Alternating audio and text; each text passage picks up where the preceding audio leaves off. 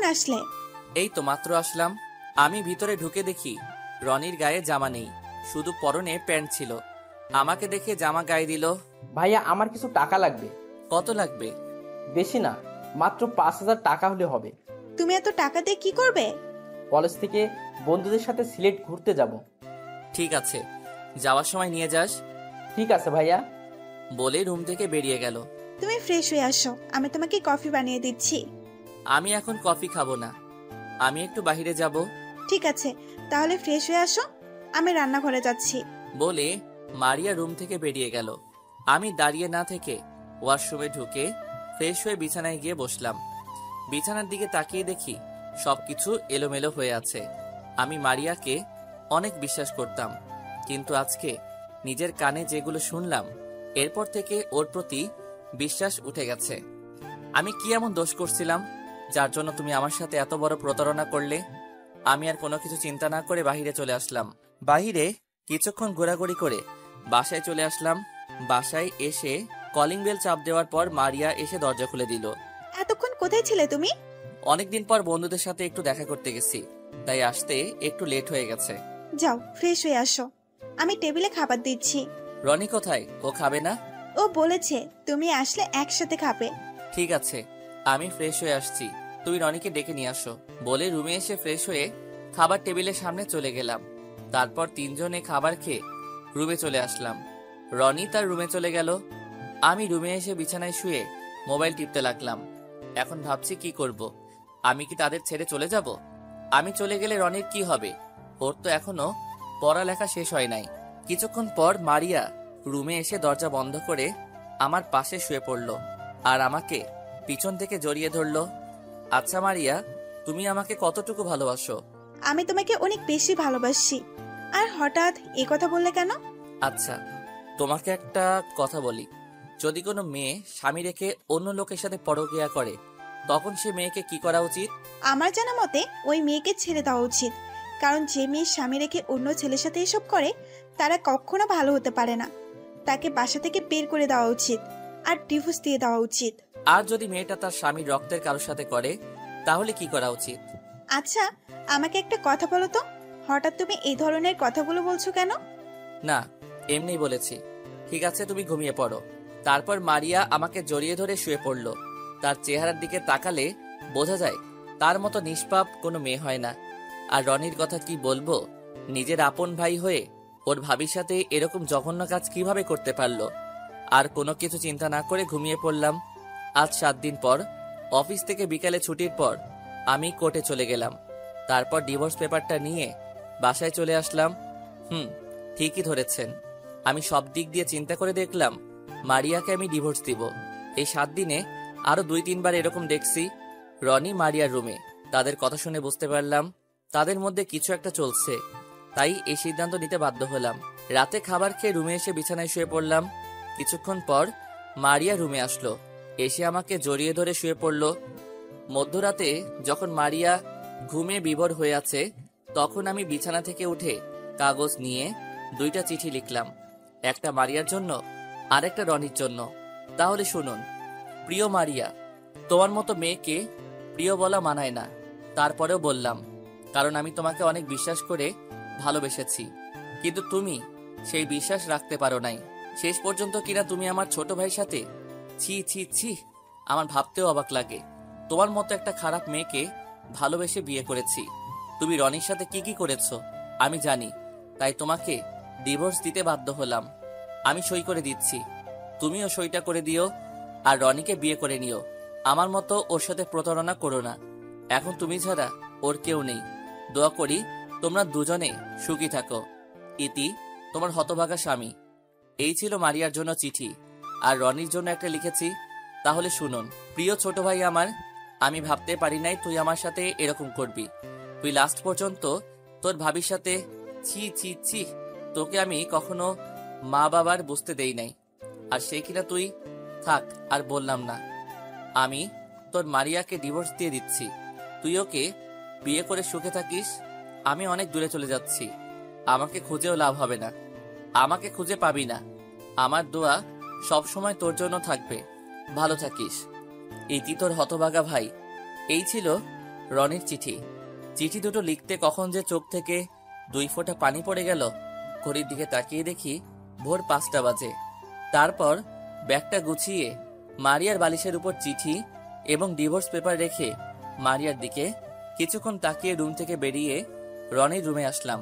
রনির পড়ার টেবিলের উপর চিঠিটা রেখে রনির কপালে একটা চুমু দিয়ে বাসা থেকে বেরিয়ে আসলাম। তারপর রাস্তায় দিয়ে হেঁটে হেঁটে বাস কাউন্টারে চলে আসলাম। আমার বাসা থেকে বাস কাউন্টার কাছে, আসতে 10 মিনিট লাগে।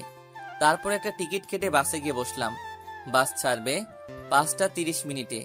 এবার আপনাদের বলি, আমি এখন যশোর যাব, কারণ আমি বসকে বলে তার যশোর যে কোম্পানি আছে সেখানে বদলি হয়েছি।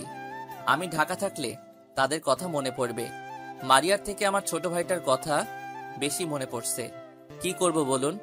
আমি তাদের সুখের জন্য দূরে চলে যাচ্ছি। আমি চাই তারা আমাকে ছাড়া সুখী থাকুক। প্রায় 5 ঘন্টা পর যশোর এসে পৌঁছে গেলাম। অফিস থেকে বাস কাউন্টারে আমার জন্য গাড়ি পাঠিয়েছে। তারপর গাড়ি করে অফিস থেকে দেওয়া বাসায় পৌঁছে গেলাম। আজ 5 বছর পর এখন আমি অন্য একটা অফিসে কাজ করি। আগের অফিসে ব্যবসা খারাপ হওয়ার কারণে বস সবকিছু বিক্রি করে বাহিরে চলে যায়। এরপর আমি অন্য একটা অফিসে চাকরি করি। এই অফিসের বস ঢাকায় তার যে কোম্পানি আছে সেগুলো দেখাশোনা করে। আমি যশোরে তার এই অফিস দেখাশোনা করি, কারণ বস আমাকে আগে থেকে চিনে। ওনার সাথে ঢাকায় পরিচয়। এখানে বসের যে কাজ সেগুলো আমি করি। বলতে গেলে এই অফিসটা আমি চালাই। এখন আর মারিয়া এবং ছোট ভাই রনির কথা তেমন মনে পড়ে না, কারণ সারাদিন কাজে বিজি থাকি। শুধু রাতে ঘুমাতে গেলে একটু মনে পড়ে। গতকাল অফিসে একটা নতুন ম্যানেজার আসবে, কারণ আমার অফিসের ম্যানেজার 7 দিন আগে মারা যায়।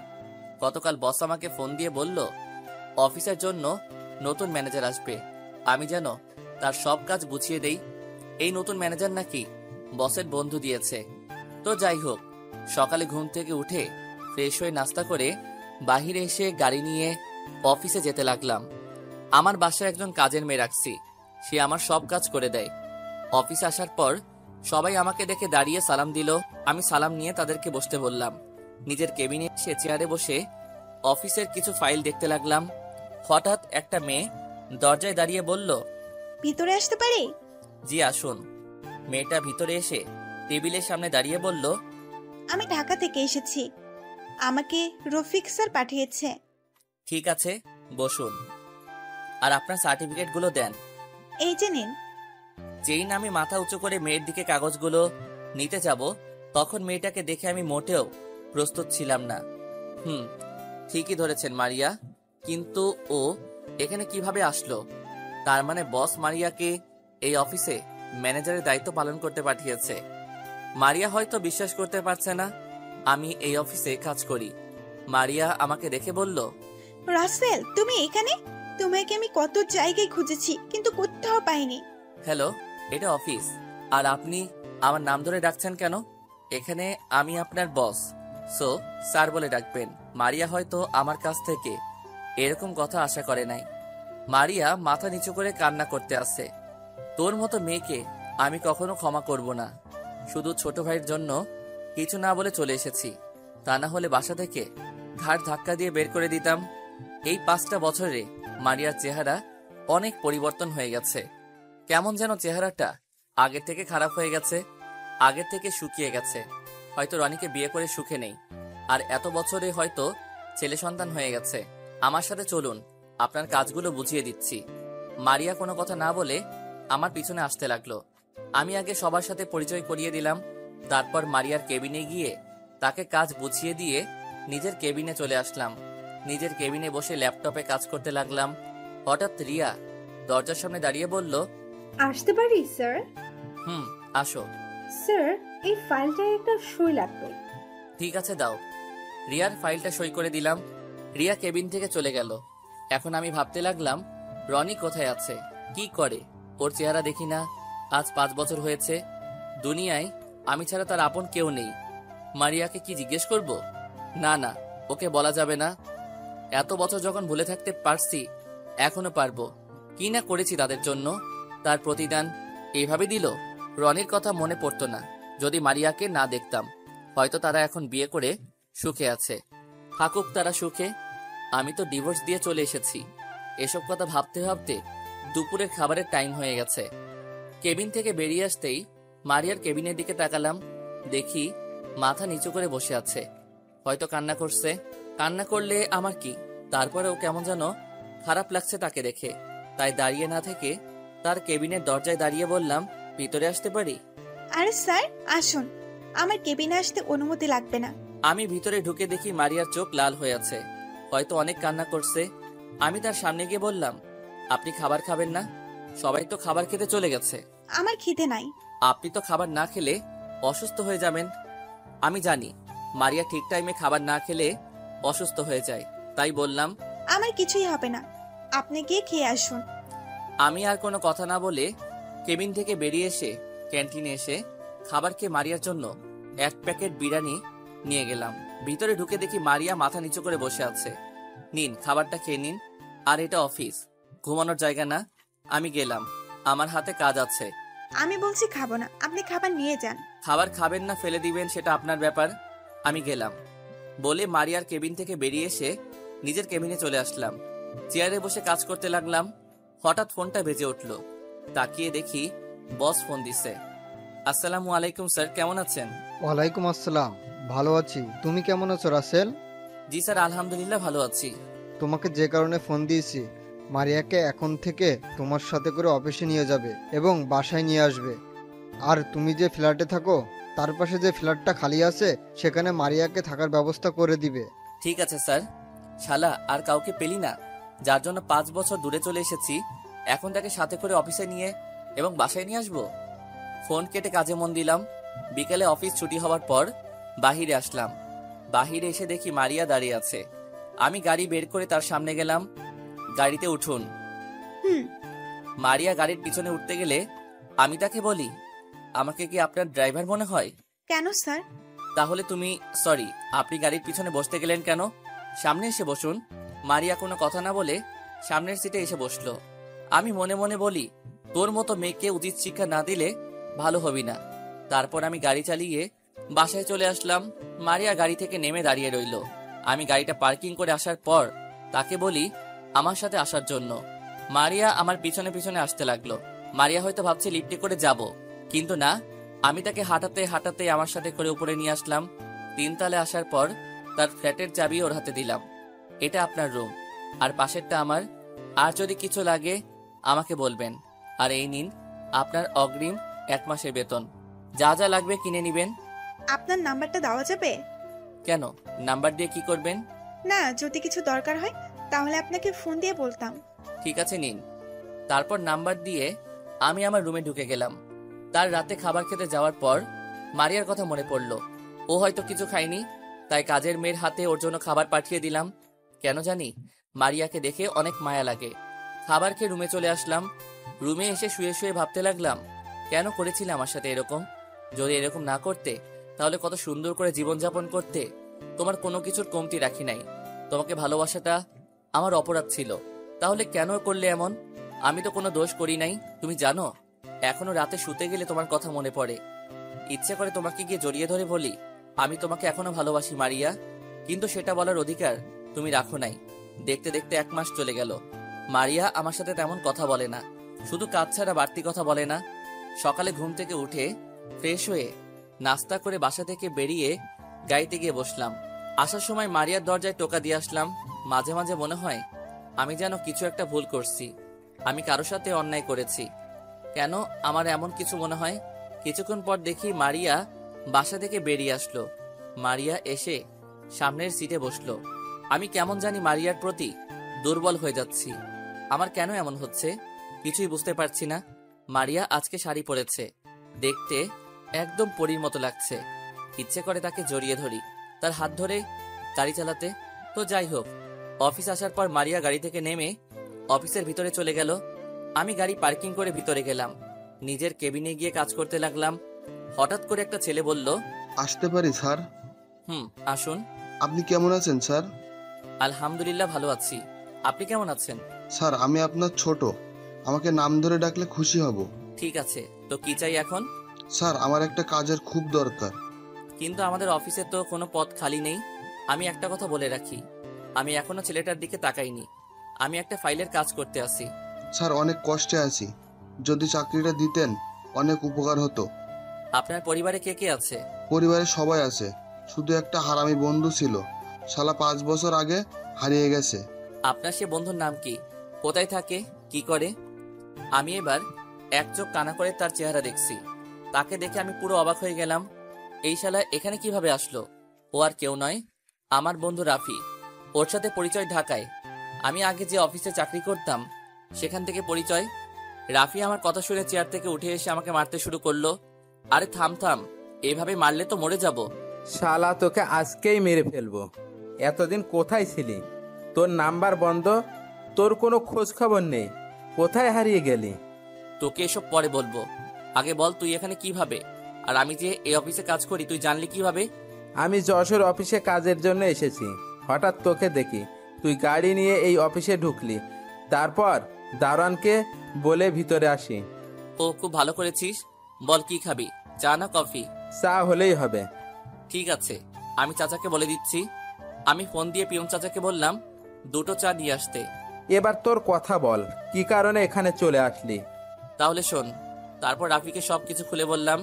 আমার মনে হয় তোর কোনো ভুল হচ্ছে। কেন বললি এ কথা? আমি নিজের কানে শুনেছি। একদিন রনিকে খালি গায়ে দেখেছি, শুধু পরনে প্যান্ট ছিল। সেদিন বিছানা পুরো এলোমেলো ছিল। তারপরও বলবি তারা কিছু করে নাই?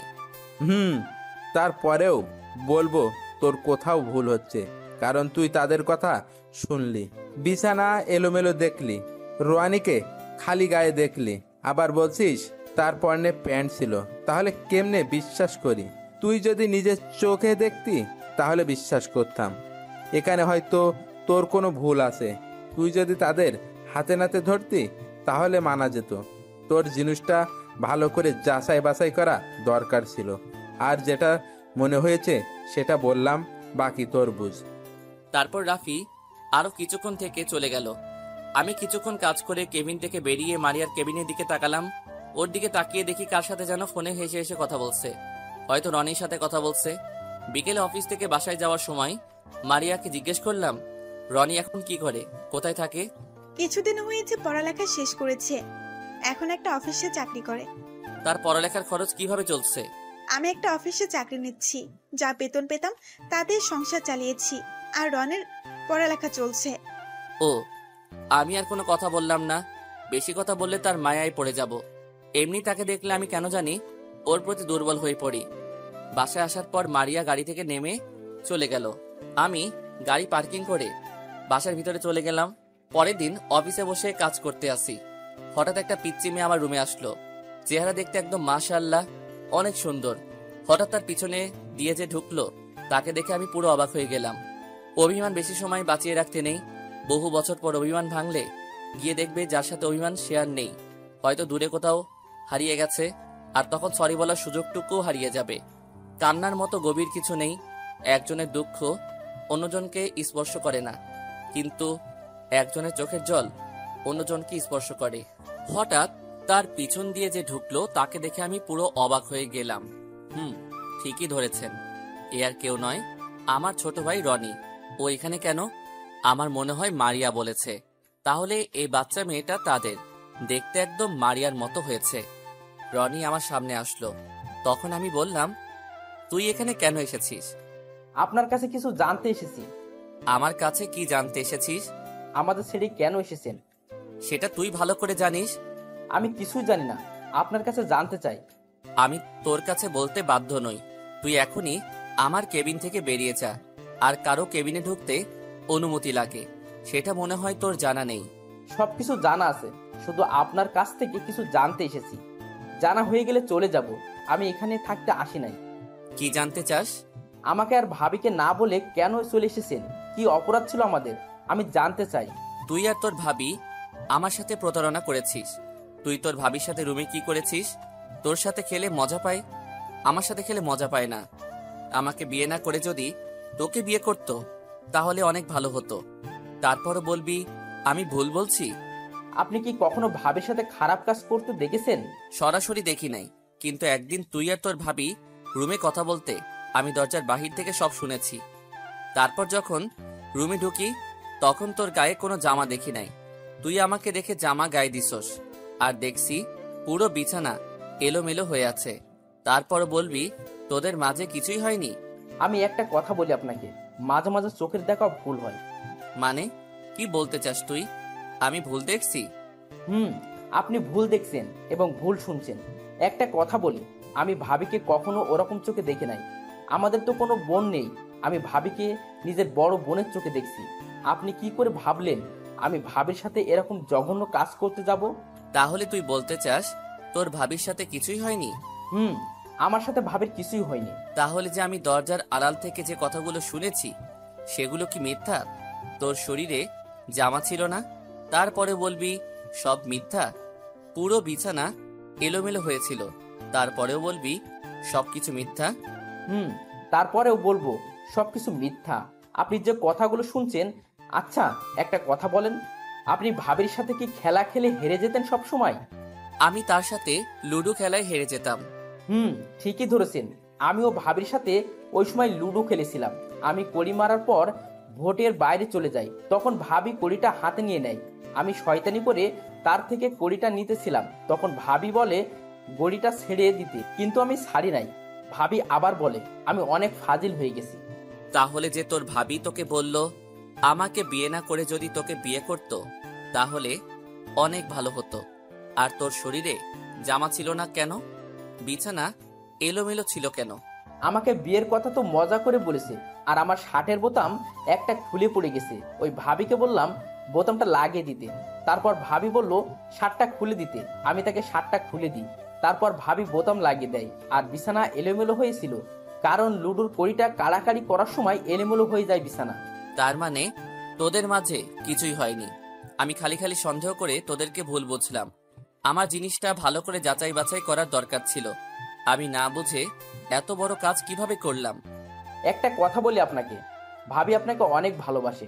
আপনার চিঠিটা পড়ে ভাবি পুরো অবাক হয়ে যায়।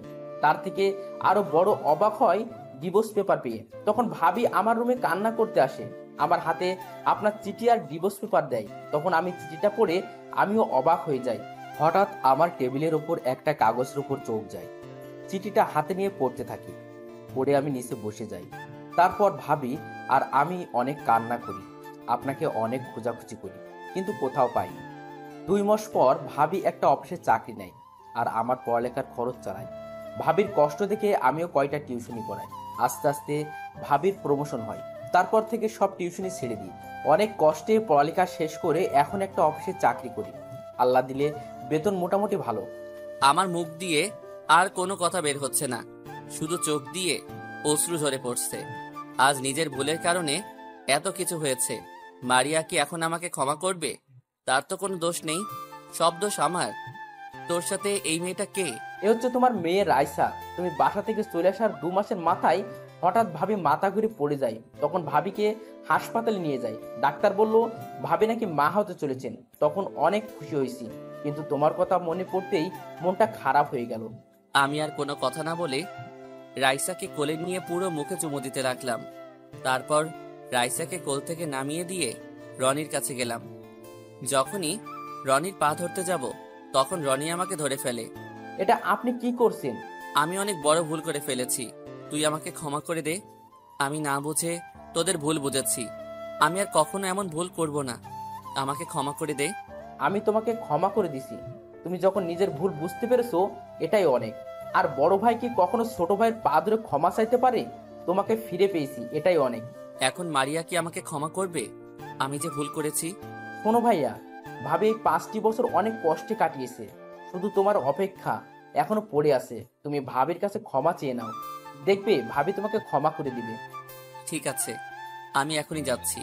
ঠিক আছে, তাহলে আমি চলে যাই। আগামীকাল অফিস আছে, একদিনের ছুটি নিয়ে এসেছি। ভাবি এতদিন তোমার কথা বলে নাই, হঠাৎ গতকাল বলেছে, তাই অফিস থেকে ছুটি নিয়ে রাইসাকে সাথে করে নিয়ে এসেছি। আমি চলে যাই। ভাবি তোমাকে ক্ষমা করে দিলে ঢাকায় চলে এসো। তুই তো কিছুই খেলি না। আজকে এমনি খুশিতে সব খিদে চলে গেছে। তুমি ভাবিকে আপন করে নিয়ে আসো, তখন তো একসাথে খাবো। আর কোনো কথা না বলে রনি কেবিন থেকে বেরিয়ে গেল।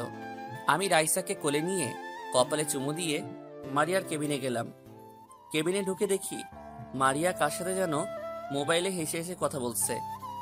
আমাকে ঢুকতে দেখে ফোন কেটে দিল আর আমার কোলে রাইসাকে দেখে চেয়ার থেকে উঠে এসে আমার কোল থেকে নিয়ে গেল।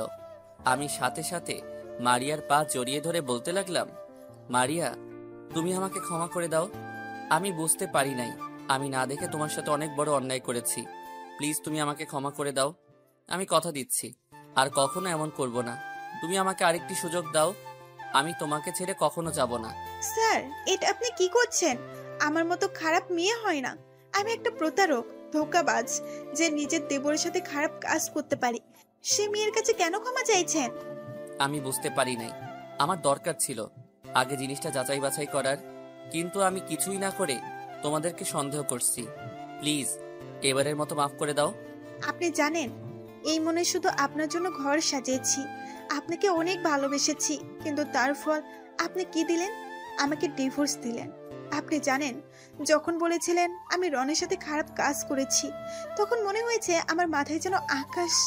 এক ফোঁটা চোখের পানি ঝরার চেয়ে এক ফোঁটা রক্ত ঝরা অনেক ভালো, কারণ এক ফোঁটা রক্ত বের হতে হালকা ব্যথা লাগে, আর এক ফোঁটা চোখের জল পুরো হৃদয় ছিঁড়ে বের হয়।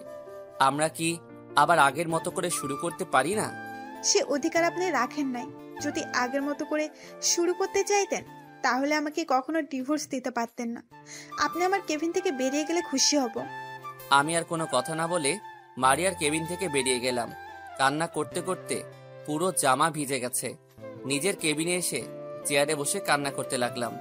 আমি তোমাকে আপন করে নিব মারিয়া, তুমি যত কষ্ট দাও, অপমান করো, আমি কিছু বলবো না। তুমি মনে করছো আমি কষ্ট পাইনি, আমিও পেয়েছি। আজ আমার ভুলের জন্য এত কিছু হয়েছে। ওয়াশরুমে ঢুকে ফ্রেশ হয়ে কাজে মন দিলাম, কিন্তু কোনোভাবে কাজ করতে পারছি না, তাই কেবিন থেকে বেরিয়ে গেলাম।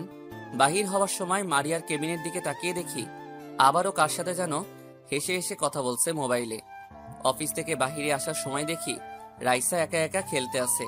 তখন আমি তার কাছে গেলাম। রাইসা মামুনি, আব্বুর কাছে এসো। তুমি আমার আব্বু না। তোমাকে কে বলছে আমি তোমার আব্বু না? আম্মু বলেছে। তোমার আম্মু মিথ্যা কথা বলেছে। তাহলে তুমি আমাদের সাথে ছিলে না কেন? আমি দেখেছি আম্মু প্রতিদিন রাতেই তোমার ছবি বুকে নিয়ে কান্না করে। তুমি আমার আম্মুকে অনেক কষ্ট দিয়েছো। আমি তোমাকে আব্বু বলে ডাকবই না কখনো। আমার ভুল হয়ে গেছে মামুনি, তোমার এই বাবাকে মাফ করে দাও। যদি আম্মু তোমাকে মাফ করে দেয়, তাহলে আমিও তোমাকে মাফ করে দিব আর আব্বু বলেও ডাকবো। এ কথা বলে রাইসা মারিয়ার কেবিনে চলে গেল। এখন নিজেকে শেষ করে দিতে ইচ্ছে করছে। আজ আমার ভুলের জন্য আমার মেয়েও রাগ করে আছে। আল্লাহ, তুমি বলে দাও এখন আমি কি করব? নিজের মেয়ের মুখে বাবা ডাকটা শুনতে পেলাম না। আমি একজন পাপী। আজ আমার জন্য এত কিছু হয়েছে। আমি অফিস থেকে বাহিরে এসে গাড়ি নিয়ে একটা পার্কে চলে গেলাম। একটা নিরিবিলি জায়গায় বসে চোখের পানি ফেলতে লাগলাম। মারিয়াকে অনেক কষ্ট দিয়েছি, তাই এখন আমার উপর অভিমান করে আছে। হঠাৎ একটা জায়গায় চোখ পড়ল। রিয়ার মতো মেয়েকে দেখে একটা ছেলেকে জড়িয়ে ধরে বসে আছে। আমি তাদের সামনে গেলাম। রিয়া আমাকে এখানে হয়তো আশা করে নাই। স্যার, আপনি এখানে? এমনি আসলাম, অফিসে ভালো লাগছে না, তাই পার্কে আসলাম। তা তুমি আজকে অফিসে যাও নাই কেন? আসলে স্যার, সকালে ঘুম থেকে উঠতে দেরি হয়ে গেছে, তাই আর অফিসে যাইনি। সরি স্যার, কালকে থেকে এরকম হবে না। তা ওকে তোমার সাথে? আসলে স্যার, মানে বুঝতে পেরেছি। তা কতদিনের সম্পর্ক? আজ 2 বছরের। তোমার বাবা মা জানে? এখনো জানায়নি। জীবন এখনো কোনো কাজ পায়নি, টাকার জন্য চাকরি করতে পারছে না। তুমি কতটুকু পর্যন্ত পড়েছো? স্যার, অনার্স কমপ্লিট করেছি। ঠিক আছে, কালকে সার্টিফিকেটগুলো নিয়ে অফিসে দেখা করবে। ধন্যবাদ স্যার। এখানে ধন্যবাদ দেওয়ার কিছু নেই, তোমার সমস্যার কারণে চাকরিটা দিতেছি। স্যার, আপনি অনেক বড় উপকার করলেন। ঠিক আছে, তাহলে এখন যাই। কালকে ওকে নিয়ে অফিসে চলে আসবে। ঠিক আছে স্যার। আমি আর কোনো কথা না বলে পার্ক থেকে বেরিয়ে এসে গাড়ি নিয়ে সোজা অফিসে চলে গেলাম। খাওয়া দাওয়া কিছু ভালো লাগছে না। ভিতরে ঢুকে নিজের কেবিনে যাওয়ার সময় মারিয়ার কেবিনের দিকে তাকিয়ে দেখি রাইসাকে খাবার খাওয়াচ্ছে। বিকেলে অফিস শেষ করে বাহিরে এসে গাড়ি নিয়ে অপেক্ষা করতে লাগলাম মারিয়ার জন্য। কিছুক্ষণ পর দেখি মারিয়া রাইসাকে কোলে করে নিয়ে বেরিয়ে আসলো। কোনো কথা না বলে সামনের সিটে এসে বসে পড়ল। মারিয়ার দিকে তাকিয়ে দেখি চোখ দুটো লাল হয়ে আছে, হয়তো কান্না করেছে। আমি কোনো কথা না বলে গাড়ি চালাতে লাগলাম। মারিয়া কোনো কথা বলছে না। রাইসা মারিয়ার কোলে ঘুমিয়ে পড়েছে। রাস্তার পাশে দেখি ফুচকার দোকান। মারিয়া আবার ফুচকা খেতে পছন্দ করে, তাই মারিয়াকে বললাম, মারিয়া চলো ফুচকা খেয়ে আসি। আমি খাবো না, আপনার খেতে মন চাইলে গিয়ে খেয়ে আসেন। আমার মনটা খারাপ হয়ে গেল। আমি আবার গাড়ি চালাতে লাগলাম। কিছুক্ষণ পর বাসায় এসে পৌঁছে গেলাম। ভিতরে ঢুকে আমি গাড়ি পার্কিং করলাম। রাইসাকে আমার কোলে দাও। ধন্যবাদ আপনাকে, আমি তাকে কুলে নিয়ে যেতে পারবো। মারিয়া, এমন কথা বলো না, আমার অনেক কষ্ট হয়। রাইসা যেমন তোমার মেয়ে তেমন আমারও মেয়ে। প্লিজ তুমি তাকে আমার থেকে দূরে সরিয়ে রেখো না। মারিয়া কি যেন ভেবে আমার কোলে রাইসাকে দিল। তারপর লিফটের উপরে উঠলাম। মারিয়া চাবি দিয়ে রুমের দরজা খুলে ভিতরে ঢুকলো। আমিও তার সাথে ঢুকলাম। ভিতরে ঢুকে দেখি রাইসার ছবি দিয়ে পুরো রুম সাজিয়ে রেখেছে। হঠাৎ একটা ছবি দেখে আমি পুরো অবাক হয়ে গেলাম। আপনারা কি ভাবছেন, আমার ছবি? আরে না, আমার বাবা মার ছবি, যেটা আমি সবসময় আমার রুমে টেবিলের উপর রাখতাম। কিন্তু বাসা থেকে বেরিয়ে আসতে মনে ছিল না আনতে। আমি মারিয়ার রুমে গিয়ে রাইসাকে বিছানায় শুয়ে দিলাম। তখন মারিয়া বলল, ধন্যবাদ আপনাকে। ধন্যবাদ কেন? রায়সাকে কোলে করে নিয়ে আসার জন্য। আমি আমার মেয়েকে কোলে করে আনছি, এখানে ধন্যবাদ দেওয়ার কি আছে? রায়সাকে নিজের মেয়ে বলতে লজ্জা করে না? যে মা 10 মাস 10 দিন গর্ভে ধারণ করে এতটা বছর লালন পালন করেছে, তখন আপনি কোথায় ছিলেন? একটা মেয়ে গর্ভ অবস্থায় তার স্বামীকে পাশে পায়নি, তখন আপনি কোথায় ছিলেন? মেয়েটা আমাকে জিজ্ঞেস করে, মা আমার বাবা কোথায়? তখন আপনি কোথায় ছিলেন? এখন বলতে এসেছেন আমার মেয়ে আমার মতো রাইসাও আপনাকে ঘৃণা করে। আমি তো বলছি আমার ভুল হয়ে গেছে, আমাকে তুমি ক্ষমা করে দাও। আমাকে তুমি যে শাস্তি দিবে দাও, তবুও আমার মেয়ের থেকে দূরে সরিয়ে রেখো না। আপনি আমার রুম থেকে বেরিয়ে গেলে আমি খুশি হব। আমি মাথা নিচু করে মারিয়ার রুম থেকে বেরিয়ে আসলাম। তারপর নিজের রুমে গিয়ে ফ্রেশ হয়ে বিছানায় শুয়ে পড়লাম। হঠাৎ মনে পড়ল রনির কথা, তার সাথে কথা বলা দরকার। কিন্তু আমার কাছে তো রনির নাম্বার নেই। তাই বিছানা থেকে উঠে গিয়ে মারিয়া রুমের সামনে এসে কলিং বেল চাপ দিলাম। কিছুক্ষণ পর মারিয়া দরজা খুলে দিল। আপনাদের একটা কথা বলি, আমরা যে ফ্ল্যাটে থাকি ওখানে 2টা শাখা, একটা শাখায় আমি থাকি, আরেকটাই মারিয়া। আপনি এখানে কেন? কি চাই আপনার? তেমন কিছু না, রনির নাম্বারটা একটু দিবে? ভিতরে আসুন, আমি মোবাইল নিয়ে আসছি। মারিয়া তার রুমে চলে গেল। আমি আব্বু আম্মুর ছবিটা হাতে নিয়ে দেখতে লাগলাম। পিছন থেকে মারিয়া বলল, নাম্বার উঠান। আমি ছবিটা রেখে নাম্বারটা মোবাইলে নিয়ে নিলাম। তারপর বেরিয়ে আসলাম। আমার রুমে এসে বিছানায় শুয়ে রনিকে ফোন দিলাম। হ্যালো, আসসালামু আলাইকুম। কে বলছেন? ওয়ালাইকুম আসসালাম, কেমন আছিস? আমি তোর ভাই বলছি, রাসেল। আমি ভালো আছি, তুমি কেমন আছো ভাইয়া? আমি ভালো নাই রে। কেন ভাইয়া? মারিয়া আমাকে ক্ষমা করছে না। আমি তার পা ধরে ক্ষমা চেয়েছি, কিন্তু সে ক্ষমা করে নাই। ভাইয়া, ভাবি অনেক কষ্ট পেয়েছে তো, তাই অভিমান করে আছে। তুমি লেগে থাকো, দেখবে একদিন সব অভিমান দূর হয়ে যাবে। তাই যেন হয় ভাই। তো তুই কি করিস? খাবার খেয়েছিস? আমি কিছুক্ষণ আগে বাসায় আসলাম, এখন ফ্রেশ হব, তারপর খাওয়া দাওয়া করব। তুমি কি করো? খাওয়া দাওয়া করছো? আমি ফ্রেশ হয়ে মারিয়া থেকে তোর নাম্বার নিয়ে এসে তোকে ফোন দিলাম। আরো কিছুক্ষণ পর খাবো। ও আচ্ছা রনি, মারিয়াকে কি কোনো ছেলের সাথে কথা বলতে দেখেছিস? হঠাৎ এ কথা বলছো কেন ভাইয়া? মারিয়াকে দেখি মাঝে মাঝে কার সাথে যেন হেসে হেসে কথা বলে, তাই বললাম আর কি। আমি তো তেমন কারোর সাথে কথা বলতে দেখি নাই। আর তোমাকে একটা কথা বলি, ভাবি কখনো সন্দেহ করো না। আমি জানি ভাবি অনেক ভালো একটা মেয়ে। তাহলে সে কার সাথে এমন কথা বলে? সেটা বলতে পারবো না, হয়তো তার মা বাবা, আর না হয় বান্ধবীর সাথে। আচ্ছা ঠিক আছে, ভালো থাকিস, নিজের শরীরে যত্ন নিস। আর তোর বাসার খাবার বানিয়ে দেয় কে? তুই একা একা কিভাবে খাবার খাস? আমার একটা কাজের মেয়ে বাসায় রেখেছি, সে সব কাজ করে দেয়। ও, তারপর ফোন কেটে দিয়ে বিছানা থেকে উঠে গিয়ে খাবার খেয়ে রুমে এসে ঘুমিয়ে গেলাম। পরের দিন সকালে ঘুম থেকে উঠে ফ্রেশ হয়ে নাস্তা করে রেডি হয়ে বাইরে চলে আসলাম। আমি গাড়ি বের করে মারিয়ার জন্য অপেক্ষা করতে লাগলাম। কিছুক্ষণ পর মারিয়া বেরিয়ে আসলো, সাথে রাইসাকে নিয়ে আসলো। মারিয়া আজকে একটা নীল রঙের শাড়ি পরেছে, দেখতে অনেক সুন্দর লাগছে। মারিয়া গাড়িতে এসে বসলো। আমি রাইসাকে বললাম, কেমন আছো রাইসা মামনি? আমি ভালো আছি, আপনি কেমন আছেন? আমি ভালো নেই মামনি, তুমি আমাকে একটাবার বাবা বলে ডাকো। কখনো না, আমার বাবা নেই, মাই আমার কাছে সবকিছু। আমি তোমাকে ঘৃণা করি। মারিয়া অন্যদিকে তাকিয়ে আছে, সে কোনো কথা বলল না। নিজের চোখ দিয়ে 2 ফোঁটা পানি পড়ে গেল। চোখের পানি মুছে গাড়ি চালাতে লাগলাম। কিছুক্ষণ পর অফিসে পৌঁছে গেলাম। মারিয়া আর রাইসা গাড়ি থেকে নেমে ভিতরে চলে গেল। আমি গাড়ি পার্কিং করে অফিসের ভিতরে চলে গেলাম। নিজের কেবিনে গিয়ে চেয়ারে বসে কাজ করতে লাগলাম। অনেক কাজ জমে গেছে।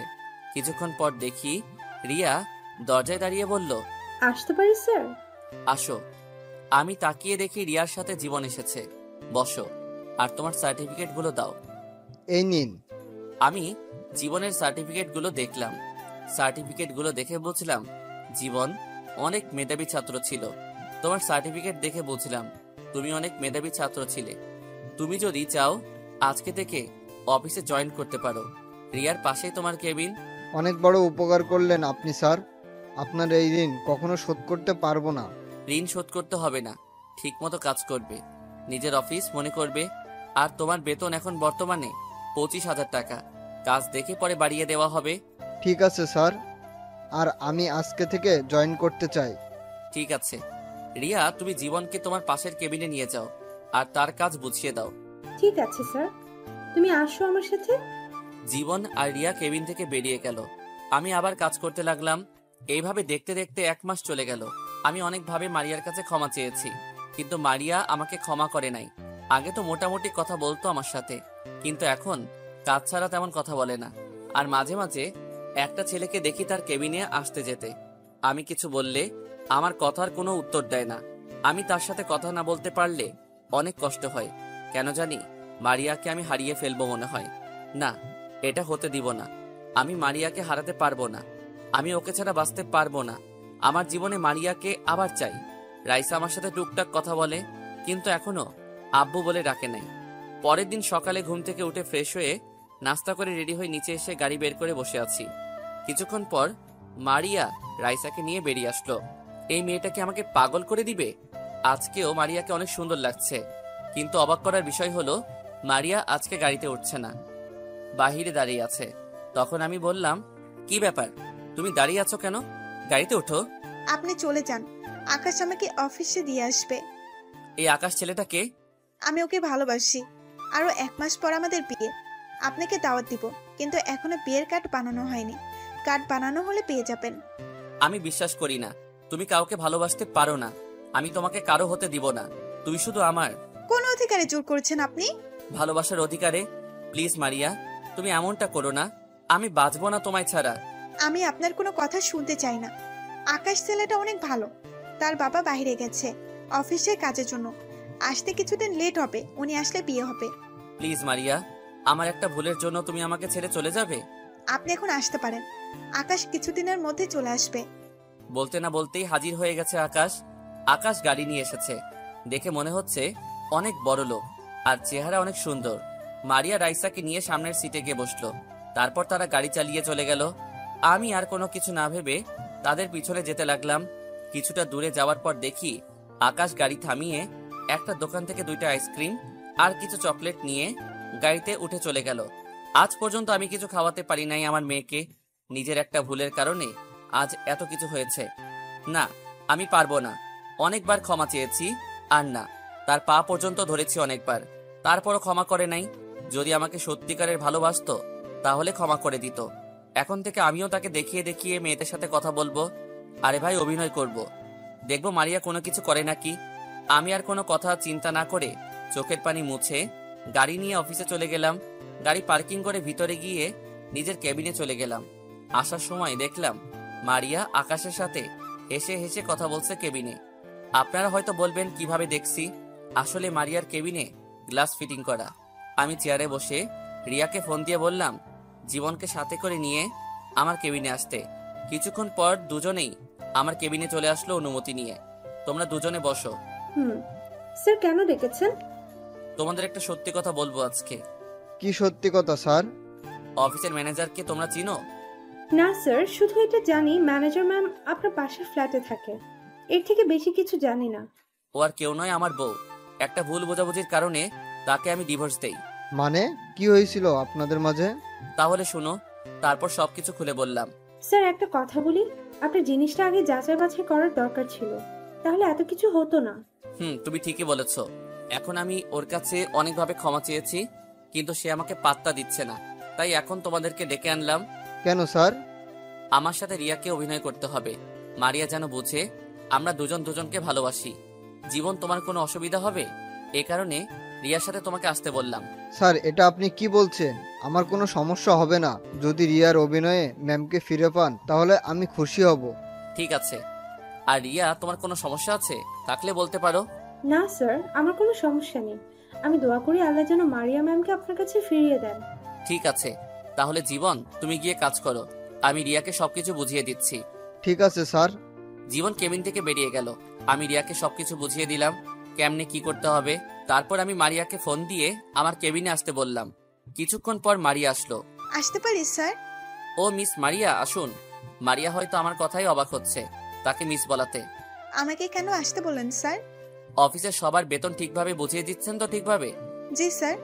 তাহলে আজকের মধ্যে এই 5টি ফাইল রেডি করে দিবেন। না দিতে পারলে বেতন থেকে টাকা কেটে রাখা হবে। কিন্তু স্যার, এই ফাইলের কাজ তো আমার না, আমাকে দিচ্ছেন কেন?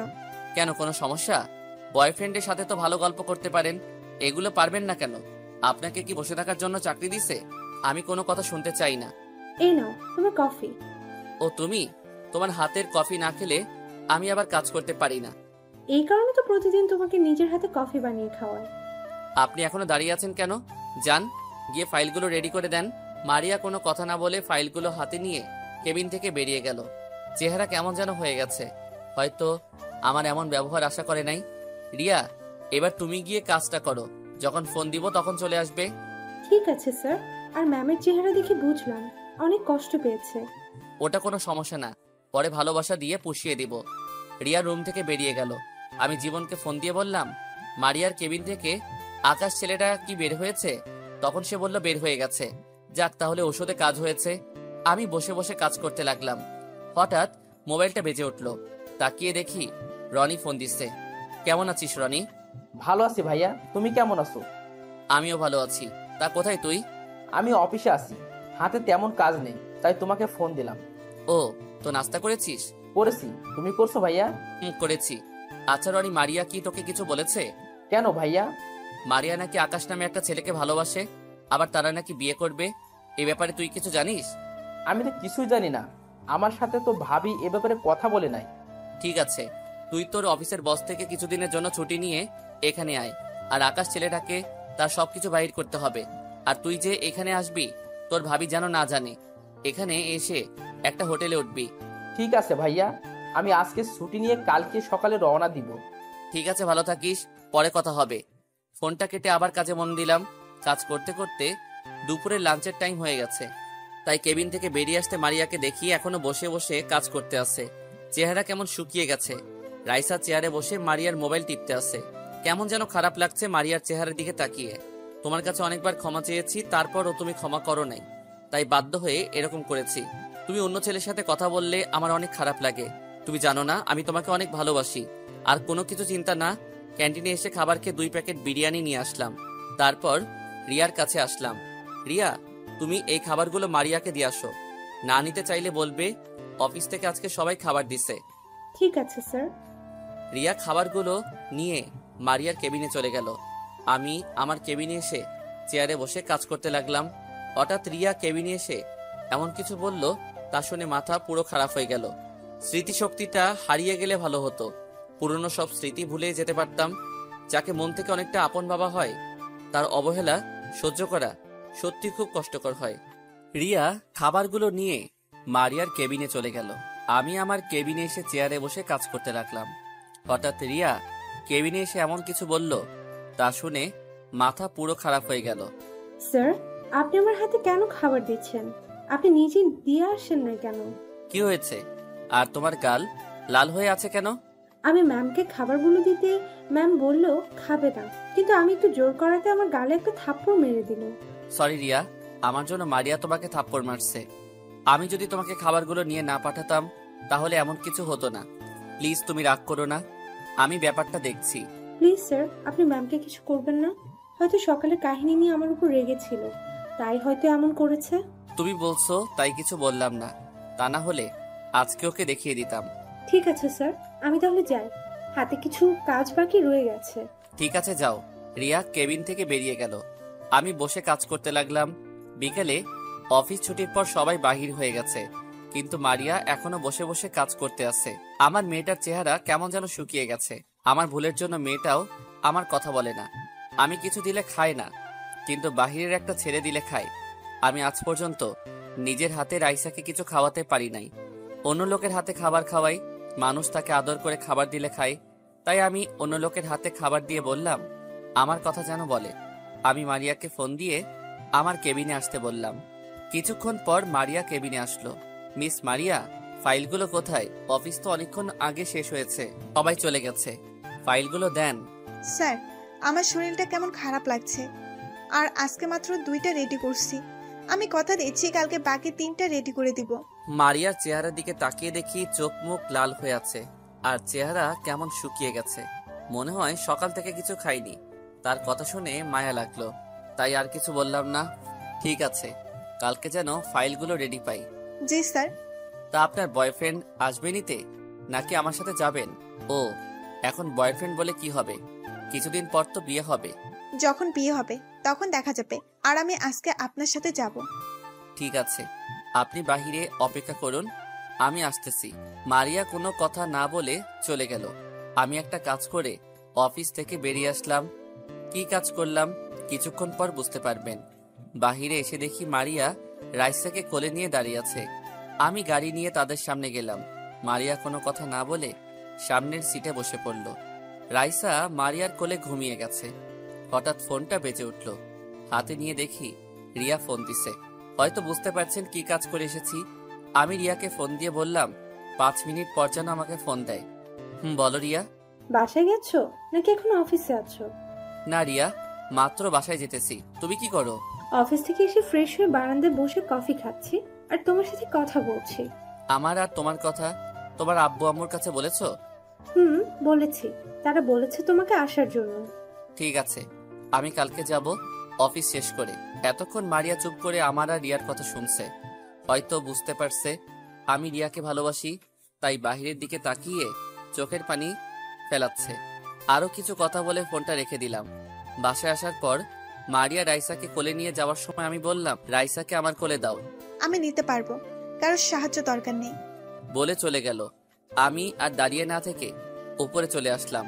তাহলে ঔষধে কাজ করতে আসে। রুমে এসে ফ্রেশ হয়ে খাওয়া দাওয়া করে ঘুমিয়ে গেলাম। হঠাৎ সকালবেলা ফোনের শব্দে ঘুমটা ভেঙে গেল। মোবাইল হাতে নিয়ে দেখি রনি ফোন দিছে। বল রনি। ভাইয়া, তুমি কি এখনো ঘুমিয়ে আসো? ঘুমের থেকে ওঠো। আর আমি গতকাল রাতে রওনা দিছি। এখন আমি তোমার বাসা থেকে কিছুটা দূরে দাঁড়িয়ে আছি। তুই আমাকে ফোন দিলি না কেন? তোমাকে ফোন দিছি অনেক, কিন্তু তুমি ফোন ধরো নাই। সরি রে, মোবাইলটা বালিশের নিচে ছিল। রাতে শোয়ার সময় বাহির করছি, কিন্তু চালাই নাই। আচ্ছা বাদ দাও, তুমি রেডি হয়ে বেরিয়ে আসো। আর আমি দেখতে আসি তোমার বাসার সামনে একটা গাড়ি দাঁড়িয়ে আছে। ওইটা কি আকাশের গাড়ি? আমি বিছানা থেকে উঠে বাহিরে তাকিয়ে দেখি আকাশ গাড়ি নিয়ে অপেক্ষা করতে আছে। এটাই আকাশের গাড়ি। ওকে, তুমি চিন্তা করো না, আমি আজকের ভিতরে সবকিছু বের করব। ঠিক আছে, আর তুই চেহারা ঠেকে রাখিস যাতে তোকে চিনতে না পারে। ওটা তোমাকে বলতে হবে না। আচ্ছা, ভাবি রাইসাকে নিয়ে বেরিয়ে এসেছে। আমি এখন তাদের গাড়ি প্রো করব, তারপর তোমাকে জানাবো। রাখি। ফোন কেটে দেওয়ার পর আমি বিছানা থেকে উঠে ফ্রেশ হয়ে নাস্তা করে বাহিরে এসে গাড়ি নিয়ে অফিসে চলে গেলাম। গাড়ি পার্কিং করে ভিতরে গেলাম। নিজের কেবিনে যাওয়ার আগে মারিয়ার কেবিনের ভিতরে তাকালাম। আজকে আর আকাশ ছেলেটা নেই। আমি নিজের কেবিনে চলে আসলাম। চেয়ারে বসে কাজ করতে লাগলাম। কাজ করতে করতে দুপুরে লাঞ্চের টাইম হয়ে গেছে। তারপর কেবিন থেকে বেরিয়ে আসতে মারিয়ার কেবিনের দিকে তাকিয়ে দেখি মারিয়া রাইসাকে নিয়ে খাবার খাচ্ছে। আজকে মারিয়াকে দেখে কেমন যেন খুশি খুশি লাগছে। আমার অনেক ভালো লাগছে। মারিয়া মনমরা হয়ে থাকলে আমার কাছে অনেক খারাপ লাগে। আমি চাই মারিয়া সবসময় হাসি খুশি থাকুক। ক্যান্টিনে এসে খাবার খেয়ে নিজের কেবিনে চলে আসলাম। বসে বসে কাজ করতে লাগলাম। হঠাৎ দরজায় দাঁড়িয়ে রনি বলল, ভিতরে আসতে পারি স্যার? আরে রনি, তুই ভিতরে আয়। সব খবর নিয়ে এসেছি আকাশের। আগে কাউকে দিয়ে আমার জন্য খাবার নিয়ে আসো। দুপুরে খাবার এখনো খাইনি। আকাশের পিছনে দৌড়াতে দৌড়াতে খাবার খাওয়া হয়নি। কি বলছিস তুই? আগে বলবি না? তুই গিয়ে ফ্রেশ হয়ে আয়, আমি পিয়ন চাচাকে দিয়ে খাবার নিয়ে আসছি। রনি ওয়াশরুমে ঢুকে ফ্রেশ হয়ে আসলো, আর আমি পিয়ন চাচাকে ফোন দিয়ে বললাম ক্যান্টিন থেকে 1 প্যাকেট বিরিয়ানি নিয়ে আসতে। কিছুক্ষণ পর চাচা খাবার নিয়ে আসলো। রনি খাওয়া শুরু করলো। খাওয়া দাওয়া শেষ করে রনি বলল, মারিয়াকে কিছু বলেছে? ও কি বলবে? রাসেল ভাইকে কষ্ট দিতে গিয়ে নিজেই কষ্ট পাচ্ছে, কারণ রাসেল ভাই একটা মেয়ের সাথে হেসে হেসে কথা বলে, আর দেখে মারিয়া আরো কষ্ট পায়। রাসেল ভাইয়া তো মাত্র 1 মাস কষ্ট সহ্য করতে পারে নাই, আর মারিয়া যে 5টা বছর অনেক কষ্টে কাটিয়েছে শুধু ওনাকে ফিরে পাওয়ার জন্য। মারিয়ার চোখে পানি দেখলে নিজের থেকে অনেক খারাপ লাগে। মেয়েটা অনেক কষ্ট পেয়েছে। দোয়া করি মারিয়া যেন তাড়াতাড়ি রাসেলকে আপন করে নিতে পারে। রাসেল তো মনে করেছে মারিয়া তোমাকে ভালোবাসে, কিন্তু সে এটা জানে না মারিয়া তাকে কষ্ট দেওয়ার জন্য তোমার সাথে অভিনয় করছে। তুমি ঠিক বলছো বিধি। রাসেল হয়তো জানে না আমি মারিয়ার বান্ধবীর বয়ফ্রেন্ড, মানে তোমার বয়ফ্রেন্ড। ঠিকই বলেছো। এই ছিল তাদের মধ্যে কথা। তার মানে মারিয়া আমাকে কষ্ট দেওয়ার জন্য আকাশের সাথে অভিনয় করে যাচ্ছে, অফিসে বসে কথা বলছে, ফোনে তার সাথে হেসে হেসে কথা বলছে। আমি তো মারিয়ার কাছে অনেকবার ক্ষমা চেয়েছি, তার পা পর্যন্ত ধরেছি। ভাবি তোমাকে বোঝাতে চাইছে কষ্ট জিনিসটা কেমন। ভাবি তো 5টি বছর কষ্ট পেয়ে এসেছে। ওর সব কষ্ট এখন থেকে আমি মাথা পেতে নিব। ঠিক আছে, আমি ভাবির কাছে গেলাম। রাইসাকে দেখি না, অনেক দিন হয়েছে। ঠিক আছে যা। রনি কেবিন থেকে বেরিয়ে গেল। আমি কাজে মন দিলাম, আর ওইদিকে রনি মারিয়ার কেবিনের দরজায় দাঁড়িয়ে বলল, আসতে পারি ম্যাম? আরে রনি, তুমি ভেতরে আসো। রনি ভিতরে ঢুকে রাইসাকে কোলে নিয়ে বলল, আমার চাচ্চুটা কেমন আছে? তুমি অনেক পচা চাচ্চু, আমাকে তুমি দেখতে আসো না, তোমার সাথে কথা বলবো না। চাচ্চু অফিসে অনেক কাজ, তাই আসতে পারি না। প্লিজ তুমি রাগ করো না। এই দেখো তোমার জন্য কতগুলো চকলেট এনেছি। সত্যি চাচ্চু? চাচ্চু। তা হঠাৎ করে আসলে যে? আমাকে তো বলনি তুমি আসবে। সারপ্রাইজ দিব বলে বলি নাই, আর রাইসাকে দেখতে ইচ্ছা করছিল তাই আসলাম। তা তোমার অফিসের কাজ কেমন চলছে? অনেক ভালো। আচ্ছা ভাবি, একটা কথা শুনেছি, কথাটা কি সত্য নাকি? কি কথা শুনেছো? ভাইয়ার কাছে শুনলাম তুমি নাকি আকাশ নামে একটা ছেলেকে ভালোবাসো, আরো 1 মাস পর নাকি বিয়ে করবে তাকে। মারিয়া রনির কথা শুনে হাসতে লাগলো। তখন রনি আবার বলল, ভাবি তুমি হাসছো যে? তোমার কথা শুনে না হেসে পারলাম না। মানে বুঝলাম না। তাহলে শোনো, আমি রাসেলকে কষ্ট দেওয়ার জন্য এই কথা বলেছি। আকাশ হলো আমার বান্ধবী দিদির বয়ফ্রেন্ড। আমি তাদের সাথে কথা বলে এরকম প্ল্যান করি। তুমি ভাবলে কি করে রাসেলকে ছাড়া আমি অন্য কাউকে ভালোবাসবো? রাসেল আমার এখনো পুরো হৃদয় জুড়ে আছে। আমি তাকে কখনোই ভুলতে পারবো না। ভাইয়া তো সত্যি মনে করেছে, তাই আমাকে ঢাকা থেকে ফোন করে নিয়ে আসলো, আর আকাশকে তার সব খবর বাহির করতে। সকাল থেকে দুপুর পর্যন্ত আকাশের পিছনে যেতে সবকিছু জানতে পারলাম, তাই তোমার কাছে আবার শুনতে চাইলাম। তারপর মারিয়া যেটা বলল আমি তো অবাক হয়ে গেলাম।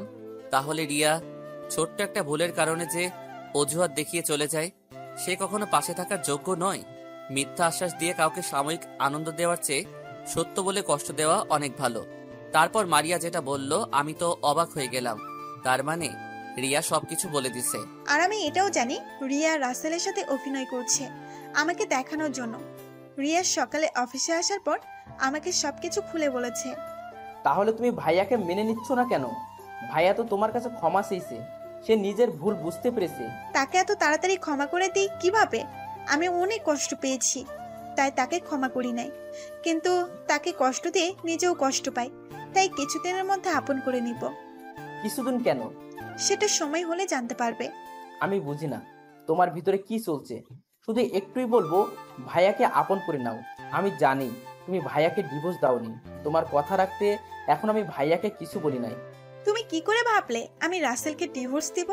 আমি ওকে আমার জীবনের চেয়েও অনেক ভালোবাসি। ঠিক আছে, তাহলে আমি চলে যাই, দরকার হলে ফোন দিও। আম্মু, একটা কথা বলি, রাগ করবে না তো? না আম্মু, বলো কি কথা বলবে? আমি আব্বুর কাছে যাই। আমার মুখে আব্বু ডাক শোনার জন্য আব্বু অনেক কষ্ট করছে, কিন্তু আমি বলি নাই। প্লিজ আম্মু, আব্বুর জন্য আমার অনেক খারাপ লাগে। মারিয়া মেয়ের কথা শুনে কান্না করে দিল। মাত্র বছরের মেয়ের এমন কথা শুনে মারিয়া আর মানা করতে পারে নাই। ঠিক আছে মা, তুমি তোমার আপুর কাছে যাও। রাইসা আর 1 মিনিট দেরি করলো না, সাথে সাথে দৌড়ে আমার রুমে চলে আসলো। রনি মারিয়ার থেকে বিদায় নিয়ে চলে গেছে। হঠাৎ আমি রাইসাকে আমার কেবিনে দেখে অবাক হয়ে গেলাম। রাইসা কখনো আমার কেবিনে নিজে থেকে আসে নাই। রাইসা এসে আমাকে জড়িয়ে ধরলো। আব্বু, আমাকে তুমি ক্ষমা করে দাও। আমি জানি তুমি অনেক কষ্ট পেয়েছো। আমি আর তোমার থেকে দূরে থাকবো না। আমি সব সময় তোমার সাথেই থাকবো। আমি রাইসাকে জড়িয়ে ধরে পুরো মুখে চুমু দিতে লাগলাম। নিজের চোখ দিয়ে 2 ফোঁটা পানি পড়ে গেল। এটা কষ্টের পানি না, খুশির পানি। আমার মেয়ে আমাকে আব্বু বলে ডেকেছে। এভাবে আরো কিছুদিন চলে গেল। এখন মারিয়া আমার সাথে অফিসে আসে এবং বাসায় যায়, কিন্তু কারণ ছাড়া কোনো কথা বলে না। রাইসা এখন আমার কাছে থাকে অফিসে। এটাতে মারিয়া কিছু বলে না। মাঝে মাঝে দেখি মারিয়া আমার আর রাইসার দুষ্টুমি দেখে মুচকি মুচকি হাসে। এখন দেখি মারিয়া সব সময় হাসি খুশি থাকে অফিসে। একদিন অফিসে বসে কাজ করতে আসি, হঠাৎ মারিয়া আমার কেবিনের সামনে এসে বলল, ভিতরে আসতে পারি স্যার? তোমার আসতে অনুমতি লাগবে না, ভিতরে আসো। তা কি করে হয়? আপনি বর্তমানে অফিসের বস, নিয়ম তো মেনে চলতে হবে। সবার জন্য নিয়ম থাকলেও তোমার জন্য নেই। তুমি যেন সময় আসতে পারো। যাক ও কথা, যে জন্য এসেছি। এই নিন কার্ড। কালকে আমার বাসায় আপনার দাওয়াত। কিসের দাওয়াত? আমার বিয়ের দাওয়াত। মারিয়ার মুখে বিয়ের কথা শুনে মনটা খারাপ হয়ে গেল। তখন মারিয়া বলল, আপনি কালকে চলে আসবেন, রাতে কাজে ডেকে বিয়ে হবে। মারিয়া, আমাকে কি আবার আপন করে নেওয়া যায় না? আমি তো নিজের ভুল বুঝতে পেরেছি, তোমার পা পর্যন্ত ধরেছি। আমি গেলাম, আমার হাতে কাজ আছে। আর একটা কথা, কালকে যদি অফিসটা বন্ধ দিতেন তাহলে অনেক ভালো হতো, সবাইকে দাওয়াত দিতে পারতাম। ঠিক আছে, তুমি সবাইকে বলে দিও। মারিয়া আর কোনো কথা না বলে কেবিন থেকে বেরিয়ে গেল। কথাটা বলতে অনেক কষ্ট হয়েছে। মারিয়া যদি কালকে বিয়ে করে তাহলে আমিও এই দুনিয়া ছেড়ে চলে যাব। রাইসা এতক্ষণ আমার কোলে ছিল। আপু, তুমি কান্না করছো কেন? তুমি কান্না করো না। তুমি কান্না করলে আমার অনেক খারাপ লাগে। তোমার আম্মু আমাকে ছেড়ে অন্য কাউকে বিয়ে করবে, আমি কান্না না করে পারি আম্মু? তুমি কান্না করো না, দেখবে সবকিছু ঠিক হয়ে যাবে। কি ঠিক হবে আম্মু? তোমার আম্মু তো বলেছে কালকে বিয়ে করবে। বিয়ে করবে বলেছে, কিন্তু এখনো তো করে নাই। কালকে আগে আসুক, তারপর দেখা যাবে। দেখি কি হয়। বিকেলে অফিসের কাজ শেষ করে গাড়ি নিয়ে আমি আর রাইসা বসে আছি। কিছুক্ষণ পর দেখি মারিয়া বেরিয়ে আসলো। দেখে মনে হচ্ছে অনেক খুশি, কিন্তু আমার বুকটা ফেটে যাচ্ছে। মারিয়া আমাকে ছেড়ে অন্য ছেলেকে বিয়ে করবে। আপনাদের একটা কথা বলতে ভুলে গেছি, মারিয়া আমাকে যে কার্ডটা দিছে আমি ওটা এখনো খুলে দেখি নাই, কারণ মারিয়ার কথা শুনে দুনিয়া অন্ধকার হয়ে গেছে। মারিয়া সামনের সিটে এসে বসলো। রাইসা আমার কোলে বসে আছে। আমি গাড়ি চালাতে লাগলাম। মারিয়াকে বলতে ইচ্ছে করছে, প্লিজ মারিয়া, তুমি বিয়েটা করো না। আমি তোমাকে অনেক ভালোবাসি, আমি তোমাকে ছাড়া বাঁচতে পারবো না। কিন্তু মারিয়া আমার কথা শুনবে না। মারিয়া কাকে বিয়ে করছে, ছেলেটা কে তা আমি জানি না। কিছুক্ষণ পর বাসায় এসে পৌঁছে গেলাম। মারিয়া রাইসাকে আমার কোল থেকে নিয়ে চলে গেল। আমি গাড়ি পার্কিং করে নিজের রুমে চলে আসলাম। রুমে এসে বিছানায় শুয়ে চোখের পানি ফেলতে লাগলাম। হঠাৎ রনির কথা মনে হলো, তাই রনিকে ফোন দিলাম। কিন্তু অবাক করার বিষয় হলো রনির মোবাইল বন্ধ। বিপদের সময় রনির মোবাইলও বন্ধ। কোনো রকম রাতটা না খেয়ে পার করলাম। সকালে ঘুম থেকে উঠে ফ্রেশ হয়ে বাহিরে চলে আসলাম। সারাদিন বাহিরে কাটিয়ে বাসায় আসলাম।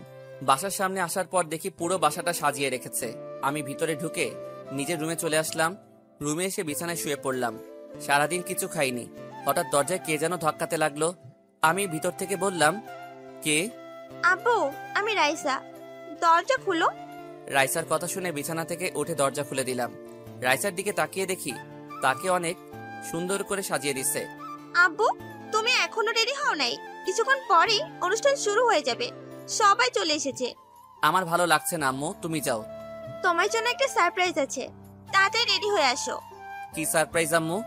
আগে তুমি রেডি হয়ে আসো। কান্না করতে করতে পুরো মুখটা ফুলিয়ে ফেলেছে।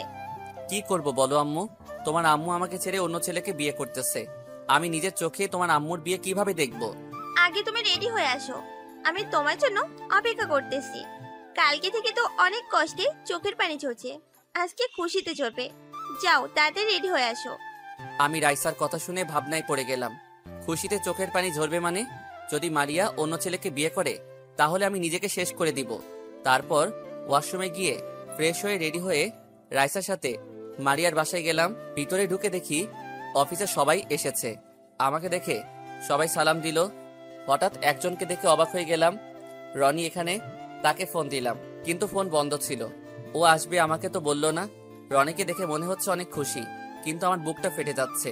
রনি আমাকে দেখে সামনে আসলো। ভাইয়া, তোমার আসতে এত দেরি কেন? আগে বল, তোর মোবাইল বন্ধ কেন? ভাবি বলেছে মোবাইল বন্ধ করে রাখতে।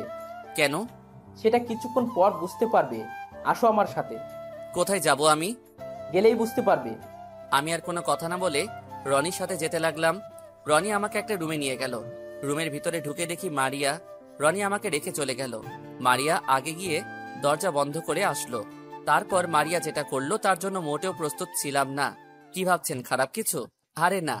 মারিয়া আমাকে জড়িয়ে ধরে কান্না করে দিল। এই মারিয়া, তুমি কান্না করছো কেন?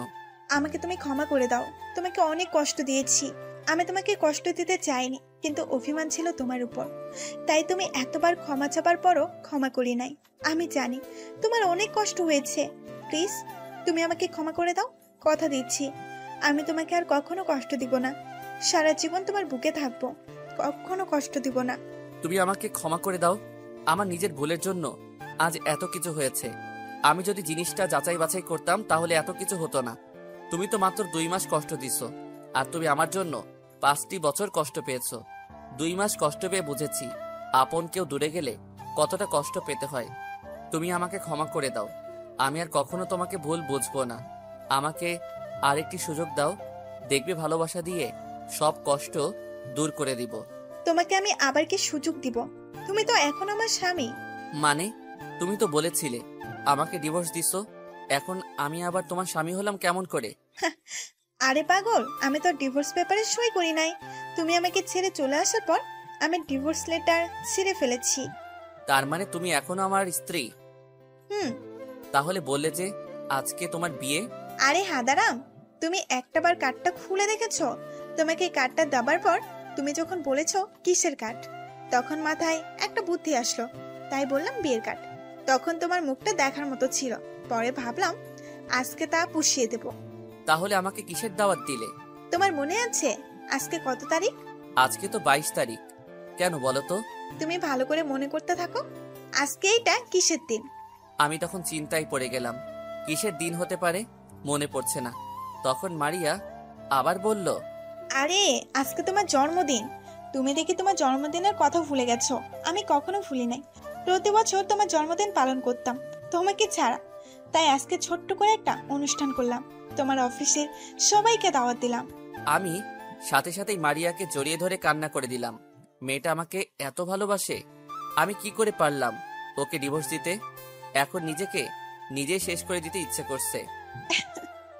আর কান্না করতে হবে না, চলো সবাই বাইরে তোমার জন্য অপেক্ষা করতে আসছে। আমি চোখের পানি মুছে মারিয়ার সাথে রুম থেকে বেরিয়ে সবার সামনে গেলাম। আমি তাকিয়ে দেখি রিয়া, জীবন তারাও এসেছে। আরো দুজনকে দেখলাম, তারা আর কেউ নয়, আকাশ আর বিথি। মারিয়া আমায় ধরে কেকের সামনে নিয়ে গেল। রাইসা আমার আর মারিয়ার মাঝখানে দাঁড়িয়েছে। রনি আমার পাশে, আর আকাশ আর বিথি মারিয়ার সাথে দাঁড়িয়ে। তারপর আমি কেক কাটলাম। সবাই আমাকে উইশ করলো। আমি প্রথমে রাইসাকে খাইয়ে দিলাম, তারপর রনিকে খাইয়ে দিলাম, তারপর আরো অনেককে খাইয়ে দিলাম। সবাই মজা করতে আছে। রাইসা আমার কোলে বসে আছে, মারিয়া আমার ঘাড়ে মাথা দিয়ে সবার নাচ গান উপভোগ করতে আছে। হঠাৎ রনি আমার সামনে এসে একটা চেয়ার নিয়ে বসলো। কি ভাইয়া, সারপ্রাইজ কেমন দিলাম? আমি জীবনে ভাবতে পারিনি এমন সারপ্রাইজ দিবি। এটা আমরা কিছু করি নাই, সবকিছু ভাবি করছে। গতকাল ভাবি আমাকে সবকিছু খুলে বলেছে, আর মোবাইল বন্ধ করে রাখতে বলেছে। ভাবি জানে তুমি আমার কাছে ফোন দিবে, তাই আমি মোবাইল বন্ধ করে রেখেছি। এটা না বললে তো সারপ্রাইজ দিতে পারতাম না। আর আমি এই দিনের অপেক্ষায় ছিলাম এতদিন, তোমাকে সবকিছু খুলে বলবো। আমি কিন্তু আছি তোমার সাথে, আমিও বাবাকে বলি নাই। আমার ভুঁড়িটা অনেক পেকে গেছে। দেখতে হবে না কার মেয়ে। আরো কিছুক্ষণ কথা বললাম, সবাই সবার বাসায় চলে গেছে। যাওয়ার সময় আমাকেও বলে গেছে। রাতে আমি মারিয়ার বিছানায় শুয়ে আছি। কিছুক্ষণ পর দেখি মারিয়া রাইসাকে সাথে করে নিয়ে আসলো। যা শালার, মনে করছে আজকে বউকে 5 বছরে জমে থাকা সব আদর দিব, কিন্তু মারিয়া রাইসাকে দুজনের মাঝখানে শুয়াই দিল। রাইসা আমার দিকে হেসে বলল, আব্বু মন খারাপ হয়ে গেছে বুঝি? আমি কিন্তু আসতে চাইনি, আম্মু আমাকে সাথে করে নিয়ে এসেছে। আমি রনি চাচুর সাথে ছিলাম। তুমি যেন আমার সাথে দুষ্টুমি করতে না পারো, তাই রাইসাকে নিয়ে আসলাম। আমি কোনো কথা না বলে অন্যদিকে মুখ ঘুরিয়ে শুয়ে পড়লাম। হঠাৎ মাঝরাতে কে যেন আমাকে পেছন থেকে জড়িয়ে ধরে শুয়ে আছে। আমি মনে করছি রাইসা, কিন্তু না, মারিয়া আমাকে জড়িয়ে ধরে শুয়ে আছে। আমি তার দিকে এক পলকে তাকিয়ে আছি। মারিয়ার ঠোঁট দুটোর দিকে তাকিয়ে লোভ সামলাতে পারি নাই। যেই না মারিয়ার ঠোঁটের দিকে ঠোঁট নিয়ে গেলাম, হঠাৎ মারিয়া বলে উঠল, জড়িয়ে ধরতে পারো, কিস করতে পারো, তবে বেশি ভেতরে এখন যেতে পারবে না। আমি তোমাকে আবার বিয়ে করে নতুন করে শুরু করতে চাই। তুমি এখনো ঘুমাও নাই? আমি জানি আমার জানটা রাগ করেছে, তাই তাকে জড়িয়ে ধরে শুয়ে নিলাম, কিন্তু ঘুমাইনি। আমি আর দেরি না করে মারিয়ার ঠোঁটের সাথে ঠোঁট লাগিয়ে দিলাম। দুজনে দুজনকে পাগলের মতো কিস করতে লাগলাম। মারিয়াও আমার সাথে তাল মিলিয়ে চলছে। প্রায় 5 মিনিট পর ছেড়ে দিলাম। তারপর দুজন দুজনকে জড়িয়ে ধরে শুয়ে পড়লাম। আজ রনির গায়ে হলুদ। রনির বিয়ে হচ্ছে তার বসের মেয়ের সাথে। মেয়েটার নাম সাইমা। সাইমা নাকি রনিকে অফিসে দেখে পছন্দ করে ফেলে। সাইমা বিদেশ থেকে পড়াশোনা করে এসেছে। তার বাবা আমাদের সাথে কথা বলে সবকিছু ঠিক করে। তো যাই হোক, আমি রুমে রেডি হয়ে নিচে গেলাম। হঠাৎ একটা জায়গা চোখে পড়তেই মাথা পুরো গরম হয়ে যায়। আমি দেখি কিছু ছেলে মারিয়াকে ডিস্টার্ব করছে। মারিয়া চোখের পানি ফেলছে, তাই আমি দাঁড়িয়ে না থেকে তাদের সামনে গেলাম। এখানে কি হয়েছে? তোকে বলতে যাব কেন? বলতে তোদের হবে। আর তোরা ওকে কি বলেছিস? ও কান্না করে কেন? বলেছি, পাখি তোমার কি বিয়ে হয়েছে? না হলে আমরা তো আছি, তুমি দেখতে কিন্তু ভীষণ। সে তাদের কথা শুনে মাথা গরম হয়ে গেল। আমি সবগুলো ছেলেকে মারতে লাগলাম। সব মেহমান দাঁড়িয়ে দেখছে। তোদের সাহস কি করে হয় আমার স্ত্রীকে খারাপ কথা বলার? তোদের ঘরে কি মা বোন নেই? মেয়ে মানুষ দেখলে হুঁশ থাকে না? এখানে কি হয়েছে ভাইয়া? এই ছেলেগুলো তোর ভাবিকে খারাপ কথা বলছে। তোর ভাবি কান্না করে দিছে। রনি আমার কথা শুনে সাথে সাথে সবগুলোকে মারতে লাগলো। তারপর পুলিশকে ফোন দিয়ে আসতে বলো। পুলিশ এসে তাদের নিয়ে গেল।